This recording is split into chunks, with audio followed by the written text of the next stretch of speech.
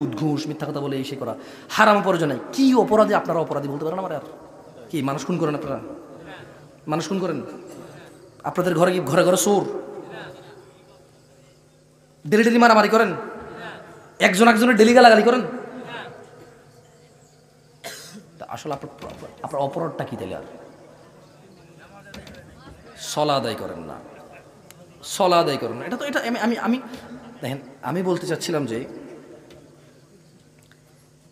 জেনা, নেশা, হারাম উপার্জন, এই তিনটাকে বাদ দিলে আমাদের সমাজে তেমন বেশি অপরাধ নাই, জানেন?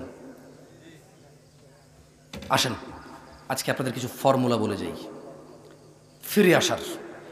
জীবনে যত জেনা করেছেন, জীবনে যত নেশা করেছেন, বোন ভাই, জীবনে যত জেনা করেছ, যত সিনেমা নাটক দেখেছ, যত গান বাজনা দেখেছ, যত আজে বাজে অশ্লীলতায় তুমি লিপ্ত ছিলা, যত নেশায় তুমি লিপ্ত আছো, ভাই আমার শোনো, তিনি সুবহানাহু ওয়া তাআলা বলছেন ইল্লা মান তাব, অতঃপর যে ফিরে আসে, অতঃপর যে গুনাহ আর করবে না সিদ্ধান্ত নিয়ে নিছে, ওয়া আমানা, ঈমান আনে, ওয়া আমিলা আমালান সালিহা, এবং সৎ কর্ম সম্পাদন করে, ফাউলাইকা ইউবাদদিলুল্লাহু সাইয়্যাতিহিম হাসানাত, যেই জেনাকারী বলেছে আল্লাহ আর করব না, যেই নেশাখোর বলেছে আল্লাহ আর করব না, বলার পরে ঈমান এনেছে, কিছু ভালো কাজ করেছে, আল্লাহ বলছে যে জেনাকারীর জেনা, নেশাখোরের নেশা, অপরাধীর অপরাধ নেকিতে পরিবর্তন করবে আল্লাহ।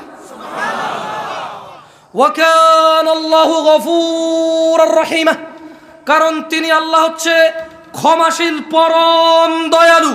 عن أنس بن مالك رضي الله عنه قال, أنس بن مالك رضي الله عنه থেকে বর্ণিত, তিনি বলেন سمعت رسول الله صلى الله عليه وسلم, আমি আল্লাহর রাসূল সাল্লাল্লাহু আলাইহি সাল্লামকে বলতে শুনেছি।